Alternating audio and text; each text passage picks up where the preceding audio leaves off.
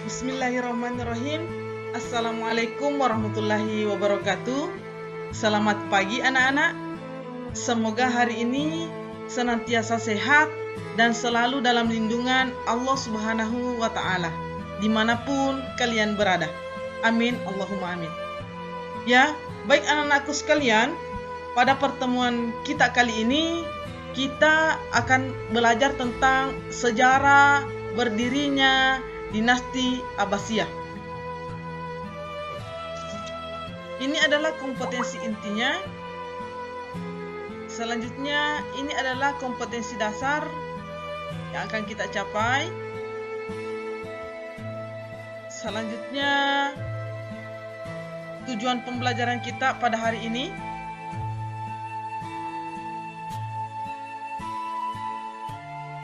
Baik, selanjutnya kita masuk ke peta konsep. Ya, sejarah berdirinya Dinasti Abbasiyah. Bagian A, keruntuhan Dinasti Umayyah. Bagian B, proses berdirinya Dinasti Abbasiyah. Dan bagian C, silsilah Khalifah Dinasti Abbasiyah. Baik, kita masuk ke bagian A, keruntuhan Dinasti Umayyah. Ada beberapa hal yang menyebabkan keruntuhan Dinasti Umayyah. Yang pertama, yaitu figur khalifah yang lemah. Sepeninggal Hisham, tidak ada lagi khalifah yang kuat, yang mampu memperkuat pemerintahan serta menjaga keutuhan dan kewibawaan negara.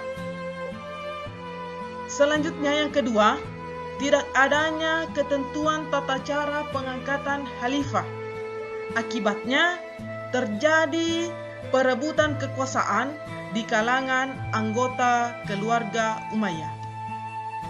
Yang ketiga, pemindahan ibu kota dari Madinah ke Damaskus yang merupakan bekas ibu kota kerajaan Bizantium. Gaya hidup mewah bangsawan Bizantium dianggap telah mempengaruhi dan ditiru oleh dinasti Umayyah. Kemudian yang keempat, para ulama merasa kecewa terhadap para penguasa. Mereka dipandang tidak memiliki integritas keagamaan dan politik yang sesuai dengan syariat Islam. Selanjutnya, yang kelima yaitu terjadinya pertentangan yang terjadi antara suku Arab Utara atau biasa juga disebut sebagai Arab Quraisy atau Mudariyah yang menempati Irak dengan suku Arab Selatan disebut Yamani atau Himyariyah yang mendiami wilayah Suriah pada saat itu mencapai puncaknya.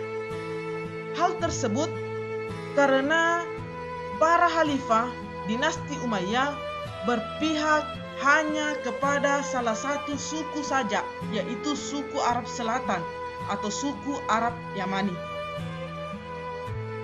Kemudian, yang keenam yaitu ketidakpuasan sejumlah pemeluk Islam non-Arab atau Mawali. Bangsa non-Arab atau kaum Mawali yaitu pendatang baru dari bangsa-bangsa yang ditaklukkan. Mereka bersama-sama bangsa Arab mengalami beratnya peperangan, tetapi diberlakukan sebagai masyarakat kelas 2. Golongan non-Arab, terutama yang mendiami wilayah Irak dan wilayah bagian timur lainnya, merasa kecewa dan tidak puas karena status mawali yang mereka sandang itu menggambarkan status inferioritas. Ditambah lagi dengan keangkuhan bangsa Arab yang diperlihatkan pada masa dinasti Umayyah. Kemudian yang ketujuh, latar belakang berdirinya Daulah Umayyah ini tidak bisa dipisahkan dari konflik politik. Ya, masih ingat pelajaran kelas 7 semester 2 bahwa Khalifah Khulafaur Rasyidin yang terakhir yaitu Ali bin Abi Thalib, itu berkonflik dengan Muawiyah bin Abi Sufyan. Sehingga sisa-sisa dari pengikut setia Ali bin Abi Thalib, yaitu kaum Syiah dan kaum Khawarij, itu terus menjadi gerakan oposisi. Penumpasan terhadap gerakan tersebut banyak menyedot kekuatan pemerintah. Selanjutnya yang terakhir, penyebab langsung tergulingnya dinasti Umayyah, yaitu munculnya kekuatan baru dipelopori oleh keturunan Abbas bin Abdul Muttalib. Gerakan ini mendapat dukungan penuh dari Bani Hashim, golongan Syiah dan kaum Mawali. Mereka yang merasa dikelas duakan oleh pemerintahan Bani Umayyah. Selanjutnya, bagian B, proses berdirinya dinasti Abbasiyah. Upaya menggulingkan dinasti Abbasiyah dilatar belakangi oleh pemikiran tentang siapa yang berhak memimpin setelah Rasulullah SAW meninggal. Para keluarga Bani Abbas melakukan berbagai strategi yang menggulingkan kekuasaan dinasti Umayyah tersebut. Salah satunya adalah melakukan propaganda bahwa orang-orang Abbasiyah lebih berhak daripada Bani Umayyah atas kehalifaan Islam. Selanjutnya, gerakan dan propaganda yang dipimpin oleh Muhammad bin Ali mendapat sambutan yang luar biasa dan tanggapan positif dari masyarakat. Jadi di akhir pemerintahan dinasti Umayyah itu mereka menghadapi 3 golongan oposisi di akhir pemerintahannya. Golongan pertama yaitu Bani Abbas. Bani Abbas ini adalah memposisikan diri sebagai oposisi yang menyebarkan propaganda anti pemerintahan Bani Umayyah. Yang kedua, kaum Syiah. Kaum Syiah ini siapa? Kaum Syiah ini adalah pengikut setia Ali bin Abi Thalib. Mereka memiliki luka mendalam dan selalu menuntut balas atas terbunuhnya Imam Ali di Karbala secara keji. Kemudian yang ketiga, kaum Mawali. Sebagaimana yang kita jelaskan sebelumnya bahwa kaum Mawali ini adalah umat Islam non-Arab, yang berasal dari bangsa-bangsa yang ditaklukkan. Kaum Mawali ini menuntut hak persamaan dan keadilan dari pemerintahan Bani Umayyah, karena mereka merasa mereka ini dikelas duakan oleh Bani Umayyah. Dari ketiga kelompok ini atau kelompok-kelompok ini membentuk suatu kekuatan gabungan yang dikoordinasi oleh keturunan Al-Abbas yang bernama Ali bin Abdullah bin Abbas bin Abdul Muttalib dan dibantu oleh pimpinan kaum Mawali bernama Abu Muslim Al-Khurasani. Selanjutnya, keruntuhan dinasti Umayyah pada tahun 750 Masehi menjadi tonggak awal berdirinya dinasti Abbasiyah. Dinamakan dinasti Abbasiyah karena para pendirinya adalah keturunan Abbas bin Abdul Muttalib, paman Nabi Muhammad SAW. Khalifah pertama dinasti Abbasiyah adalah Abdullah bin Muhammad bin Ali bin Abdullah bin Abbas bin Abdul Muttalib, atau lebih dikenal dengan Abu Abbas As-Saffah. Tokoh-tokoh yang berjasa dalam proses pendirian dinasti Abbasiyah. Yang pertama adalah Ali bin Abdullah. Beliau ini adalah penggagas utama berdirinya dinasti Abbasiyah.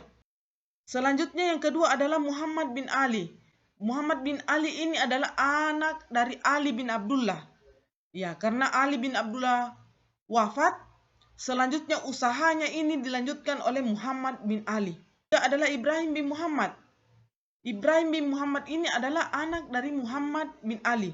Pada masa Ibrahim bin Muhammad, propaganda pada saat itu sudah mulai tercium oleh Khalifah Marwan II atau Khalifah terakhir dinasti Umayyah.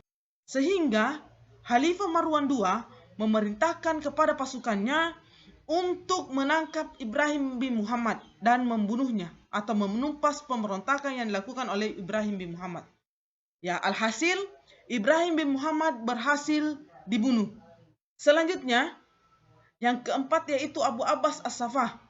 Abu Abbas As-Saffah ini adalah saudara dari Ibrahim bin Muhammad. Beliau ini tidak terima atas terbunuhnya saudaranya Ibrahim bin Muhammad. Abu Abbas As-Saffah menghimpun kekuatan, menyatukan pasukan-pasukan ya dari hasil propaganda ini sehingga membentuk suatu pasukan menyerbu dinasti Umayyah. Ya, selanjutnya Khalifah Marwan II berhasil dibunuh, kemudian menandakan berakhirnya dinasti Umayyah. Pada saat itu pula dinasti Abbasiyah berdiri dengan khalifah pertamanya yaitu Abu Abbas As-Saffah. Selanjutnya yang kelima, Abu Ja'far Al-Mansur. Abu Ja'far Al-Mansur ini adalah saudara dari Abu Abbas As-Saffah dan Ibrahim bin Muhammad. Setelah Abu Abbas As-Saffah wafat, selanjutnya kekhalifaan diambil alih oleh saudaranya yang bernama Abu Ja'far Al-Mansur. Abu Ja'far Al-Mansur ini adalah khalifah kedua dinasti Abbasiyah. Beliau juga bergelar sebagai founding father atau bapak dinasti Abbasiyah. Selanjutnya setelah Abu Ja'far Al-Mansur, Abu Muslim Al-Khurasani. Bahwa dari keenam tokoh yang berjasa dalam proses pendirian dinasti Abbasiyah ini, hanya Abu Muslim Al-Khurasani yang bukan berasal dari keturunan Bani Abbas. Abu Muslim Al-Khurasani ini adalah pimpinan kaum Mawali yang mendukung proses berdirinya dinasti Abbasiyah. Selanjutnya kita masuk ke silsilah Khalifah dinasti Abbasiyah. Silakan anakku sekalian perhatikan silsilah Bani Abbasiyah. Jadi dinasti Abbasiyah ini adalah satu keturunan dengan Nabi Muhammad SAW. Ia ini sama-sama keturunan dari Bani Hashim. Maka wajar ketika melakukan propaganda, mereka mengatasnamakan li ar-rida min ali Muhammad atau demi keridoan keluarga Nabi Muhammad. Selanjutnya, dinasti Abbasiyah ini karena rentang pemerintahannya yang cukup lama, selama 5,5 abad, sehingga dinasti Abbasiyah ini dipimpin oleh 37 orang khalifah. Dari tahun 132 sampai 656 Hijriah atau 750 sampai 1258 Masehi, itu dipimpin oleh 37 orang khalifah. Para sejarawan membagi masa pemerintahan dinasti Abbasiyah ini menjadi 4 periode. Mengingat dinasti Abbasiyah ini proses berkuasanya itu sangat panjang, selama 5,5 abad, sehingga para sejarawan ini membagi masa pemerintahan dinasti Abbasiyah ini menjadi 4 periode. Ya, periode pertama yaitu periode keemasan Daulah Abbasiyah. Bahkan bisa dikatakan bahwa pada periode ini adalah masa keemasan Islam dunia. Selanjutnya, pada masa periode Abbasiyah kedua, periode ini bisa juga dikatakan sebagai awal kelemahan dinasti Abbasiyah. Ada beberapa faktor yang menyebabkan kemunduran dinasti Abbasiyah pada periode ini. Adalah yang pertama yaitu luasnya wilayah yang harus dikendalikan, sedangkan organisasi dan komunikasi rapuh atau lemah. Kemudian yang kedua, ketergantungan terhadap tentara sangat tinggi, sehingga menurunkan semangat rakyat dalam pembelaan negara. Mulai dari zaman Nabi Muhammad SAW, tidak pernah digaji tentara. Ya, mereka berjuang semata-mata karena jihad fi sabilillah. Sementara pada masa dinasti Abbasiyah ini, tentara itu digaji. Gajinya itu berasal dari Baitul Mal. Sehingga apa? Masyarakat itu sangat tergantung terhadap tentara. Jiwa patriotismenya, jiwa nasionalismenya, kemudian jihad fisabilillahnya itu semakin lama semakin terkikis karena adanya tentara yang digaji itu. Kemudian yang ketiga, kesulitan keuangan karena beban pembiayaan terhadap tentara sangat tinggi. Ya, terjadi kesulitan keuangan karena sebelumnya tentara ini, biar beribu-ribu tentara, itu tidak ada yang digaji. Tentara terjun ke medan perang, mulai dari zaman Nabi, mereka berperang itu memang semata-mata karena mengharapkan jihad fisabilillah, yang berarti balasannya adalah surga.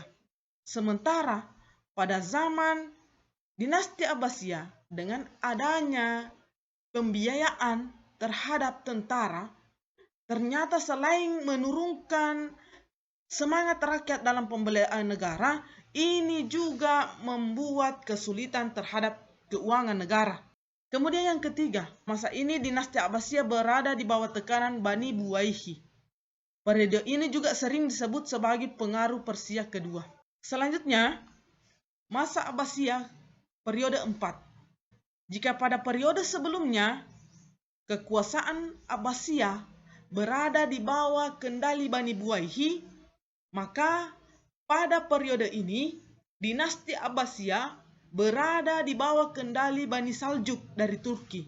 Pada periode ini, dinasti Abbasiyah mendapat serangan dari pasukan Mongol di bawah pimpinan Hulagu Khan yang berhasil membumi hanguskan kota Baghdad dan segala isinya, yang menandai berakhirnya dinasti Abbasiyah. Ya baik anak-anakku sekalian, itulah tadi materi kita pada pertemuan hari ini. Insya Allah minggu depan kita akan bertemu kembali.